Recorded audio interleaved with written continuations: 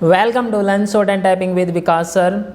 Progressive magazine exercise number 22, 840 words at the rate 100 word per minute with fluctuation. Students, आपका कुछ ही time बचा हुआ है, 1.5 महीने के समथिंग बचा हुआ है। इस मंथ के भी 15 दिन जा चुके हैं। आप अच्छे से मैं उम्मीद करता हूं कि आप अच्छे से प्रिपरेशन कर रहे होंगे। जो जिस स्टूडेंट को वो सिलेक्शन लेना है अब की बार, तो वो अच्छे से प्रिपरेशन कर रहे होंगे I think.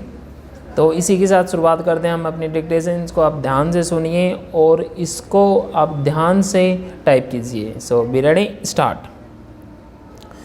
Sir, I come to the second amendment bill here.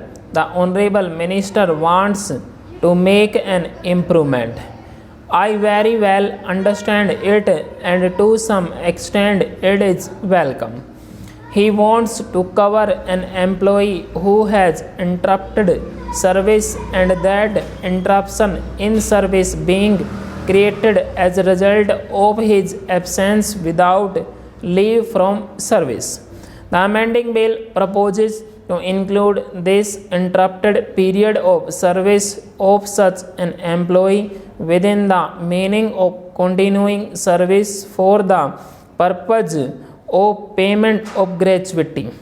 This much I welcome, but I would like to point out to the Honorable Minister that regarding 240 working days, the ambiguity is still there and the day may not be far off when the Supreme Court may interpret it in another way and you may have to come with another amending bill before the House.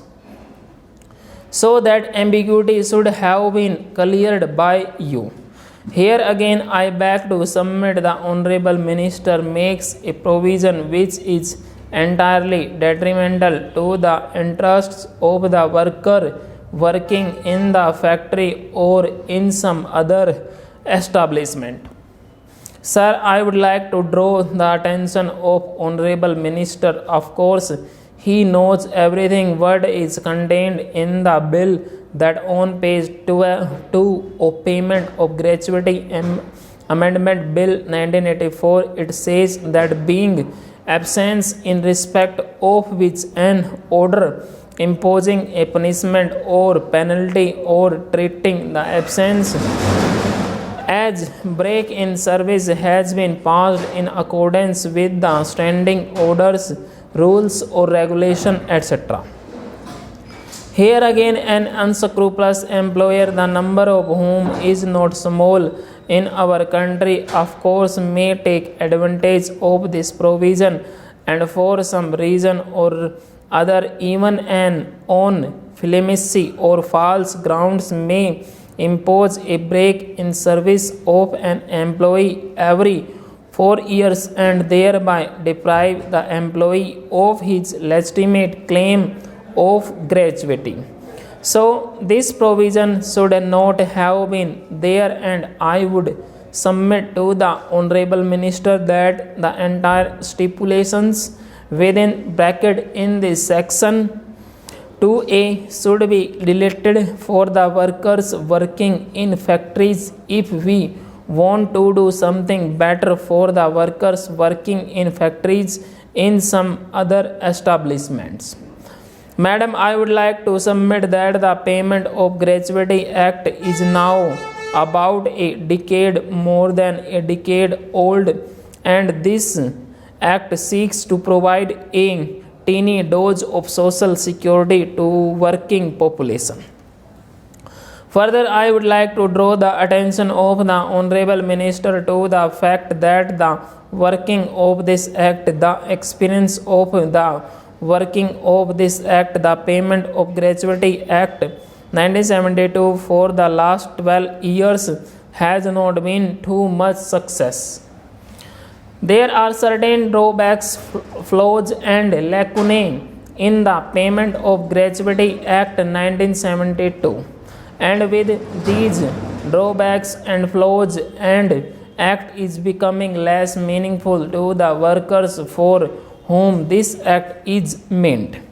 I would like to mention just a few of them. This is a provision that a worker is entitled to get gratuity only after he has completed 5 years of service. Why should there be this limitation of 5 years?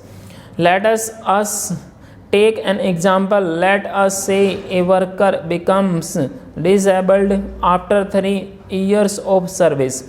What will be his position? Question mark. The demand of the working people is that such any person should be paid gratuity for the period of service rendered by him, so that with this gratuity amount he may be able to sustain himself for some days or for month or two. You should, I submit, at best to bring down this period of limitation to 1 year of service, because 1 year's duration of service is, I think, quite sufficient to assess or gauge the performance of a worker or employee working in a particular establishment. Then again, madam, there is another drawback which lies in the Principal Act, namely the Payment of Gratuity Act 1972. That is, the gratuity amount of a worker is not adequately protected. Therefore, I would suggest that such a statutory measure should be brought forward by the government, which will enable the gratuity money to be adequately protected.